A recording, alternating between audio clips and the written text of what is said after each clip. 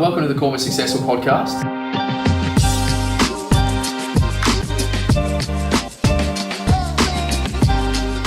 Christian Chaplin, probably our biggest guest of all time. Oh, stop it. No, carry on. Pleasure. How are you, Dan? You Good, thank you. Yes. Welcome to the Call Me Successful podcast. Thank you for having me. It's great. I watch it and listen to it. Yep. So it's great to actually be involved. And I was one of those things that I can tick off my bucket list now. Exactly. And I know you're an avid fan, and I thought we've got to get the fans in. I'm not signing anything after this. Only fans you're getting in. Yeah, only fans, exactly. You're obviously leading the charge with the agency, Queensland. Yes, that's right. Yeah, correct. Yeah. Pushing hard at the moment. Very. Yeah, it's a big job, great opportunity. So those who don't know about the agency, I don't know if I go into a little spiel or you can hit us. Right. Okay. So the agency, we've been around 8.5 years, do around $7 billion of sales in the last year. Presence in WA, where we do around 3,500 sales a year. Presence in New South Wales, where we got somebody who's just Shad Hassan, who's just sold the Prime Minister's apartment. Would you believe? Yeah. What did that go for? I couldn't tell you. Shall I make something up? Is it on camera? No, I don't know. I didn't follow it's on the news feed. You should go on it. Theagency.com.au. Yep. And then we've got Steve Chen, one of the founding partners. He's just selling a $90 million apartment in the top of Sydney, 360-degree views. Amazing. Wow. And then we come to myself in Queensland now. So here we are, 2.5 years started up. Yep. We've got a number of agents coming in. It's game on and going out there to see, I think, and this is just seamlessly linking into the one conference where we're sitting at the moment. When Arvi had this vision of going, hey, the industry needs to change. It's too combative. You know, we need people to work collaboratively. Yep. Said that right? Mm-hmm. That's my job as well. That's what I believe. I believe that the stigma attached to real estate agents is very unfair. Mm-hmm. And it's up to us, rather than complain about it, let's do something about it. Yep. You know, it's a hard industry to get into. As you can see, it's very hard to go, where's my next paycheck coming from?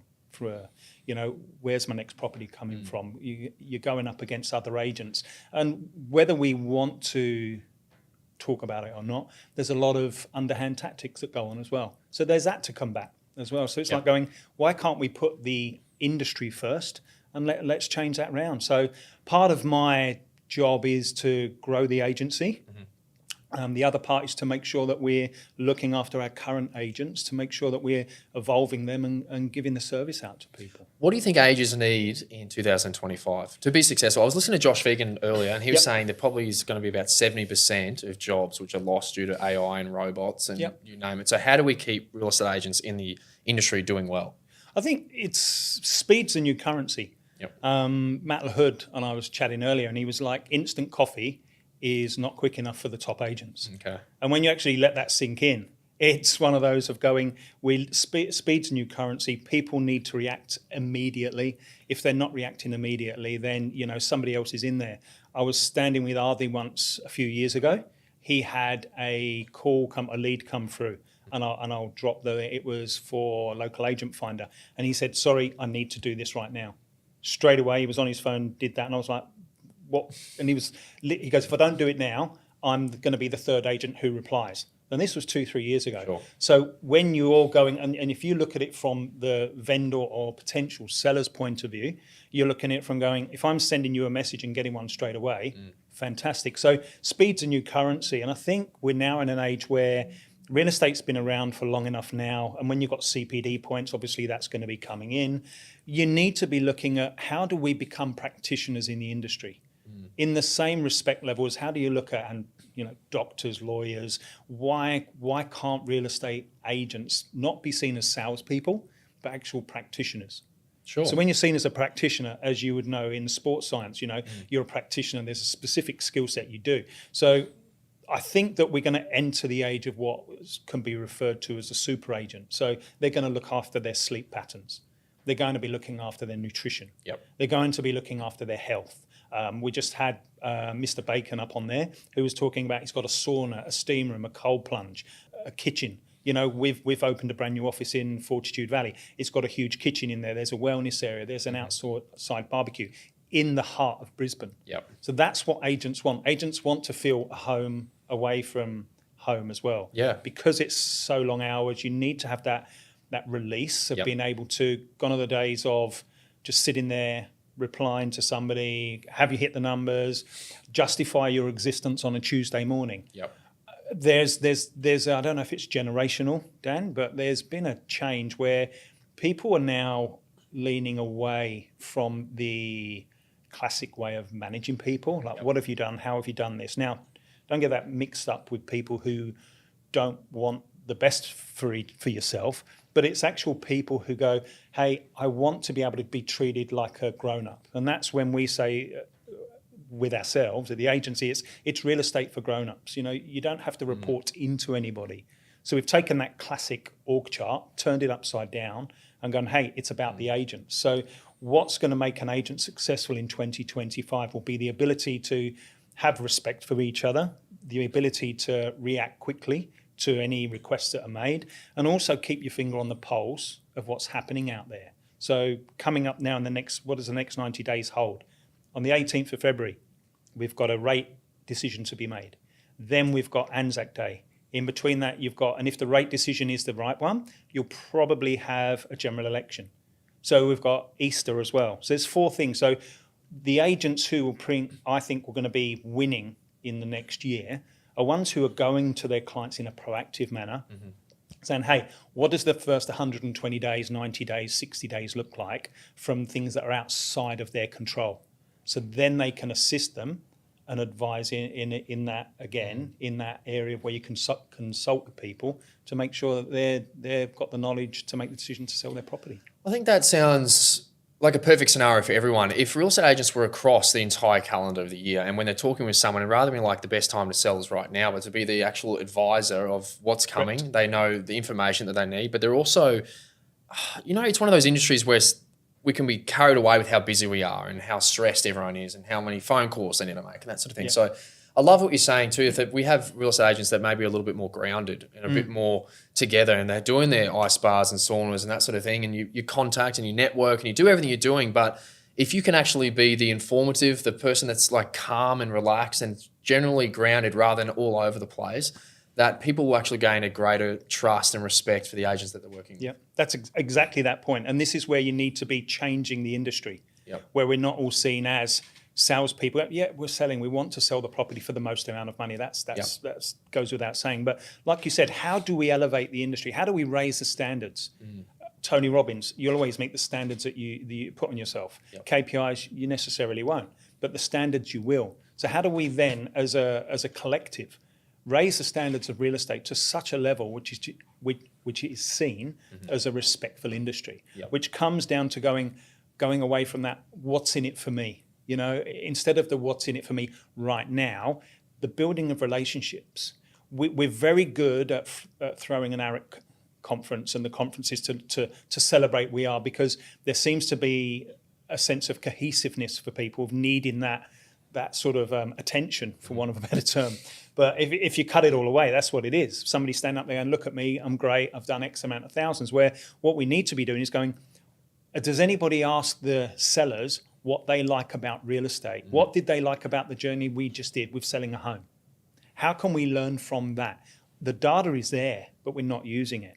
So a lot of successful agents do, but the majority are going, hey, as long as you hit these KPI numbers, that's what you've got to do. And it's got to be more than just hitting KPI numbers. It's got to be about relationships. It's got to be about the industry. It's got to be about how do we raise the standard and raise the bar in real estate. What's the feedback you're receiving from sellers?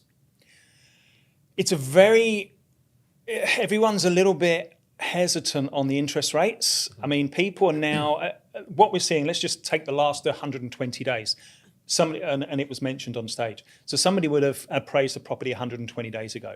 Now they've got that appraisal and they're thinking this is the price they're going to get. Fast forward, there's been a number of changes in the industry. You've had Christmas, people are not sitting there, the properties are not selling. Now what they're coming back and hang on, 3-4 months ago, you advised me this would be the price. Now that's reduced by X amount. So then that opens the door, because of the trust issues that people have with building with new people they don't know, of another agent's coming and going, hey, he's told you a lie or she's told you a lie, when that's not the case. It's just based on the data there. So the sellers, what we're seeing is there's not so much, there's not that need to sell. There's that, hey, we're happy to see this out. They've got a fixed price in their mind, and it's our job to make sure we can educate them to say, this is what's happening. Amazing. You're a very educated man. Oh, I'm not sure about that. 2 CSEs, one of them in art. Yeah, right. Yep. Yeah. That's probably going back too long ago for you, isn't it? It is, definitely. I'm just saying yesterday. Yeah, mate. Yeah. Yeah. What do we call the agency when it's success, or what does success look like? Success is different, isn't it? If you say to you what's successful for you, is success time? And I think this is what we look at. Everything we're gearing to now, if you look at, everybody's talking about AI. Yep. You know, AI is fantastic. It's going to change the face of the industry, as everybody said. But what are we going to do with the time that we have from AI? That's what. So when you come about what is success? So is success a Ferrari? Is success $1 million in the bank? Is success going to a faraway island and sitting there? Probably all of these 3 things right now, I'd say, that's great, that's fantastic. Yeah. Is it? And I think what success is having time on your hands to help other people. If you said to me what is success, I would be, this is not meant as cheesy, this is just my version of success, is to go, if I had an endless amount of money, I'd want to go around there and go, how can I help other people? And be in that environment. To be in that, that's something that you'll go to sleep at night, look yourself in the mirror and go, wow. Yep. That to me is what success is. Yeah, it comes in various different levels, but there's Les Brown. I don't know if you heard of Les Brown. He is a great, yeah. Yep. So there's one of the things that he says. He goes, if you don't take risks in life, you can't grow. If you don't grow, you can't become your best. If you can't become your best, then you can't become happy. And if you can't become happy, what else is there? Yeah. So when you look at what success is, it's taking those risks. And this is what I think the industry needs is take the branding away. If you look at the agency, you look at a number of ones, and people are aware that there's an alternative out there to go, hey, why do I have to go and justify my existence in a sales meeting every day? That just makes me pressure. When you rewind that and deconstruct that and reverse engineer it, that just looks at an area where you're going to people, go and I don't care, just make the sale. Why haven't you made the sale? And I think people now, especially as you get more mature in life, like myself, but you don't need to mention that. You get to the age where you go, hey, I'm a bit above this. I'm over this. There's got to be another way. And I think this is just treating people with respect. Treat people the way you want to be treated. If we all did that, the world would be a better place. I don't know if I'm now applying to become a beauty pageant queen. I think you just did. Yeah, I think you'd be perfect. I don't think I'd win much on the beauty. Silver Fox. Yeah. One of the things. But yeah, so that's what I would say success is, and what the agents need now. Brilliant. Christian, I think you're doing amazing things, and I look forward to seeing what's going to happen in 2025 with the agency. I know I've heard a few things that there's going to be a couple of big bombs that you're going to throw down. Yeah, it's going to be exciting times. I'd imagine some big agents getting on board, and obviously with you at the helm, who knows? Well, what else would you need, mate? Eh? Exactly. Thanks for coming on the podcast. Pleasure. It's short-lived. We've got probably a bigger one we'll get you on in season 2. Whenever you need to. But yeah, looking forward to seeing how the year goes. Cool, mate. Thank you. Thank you so much. Appreciate it. You can find us on Apple Podcasts, Spotify, and YouTube.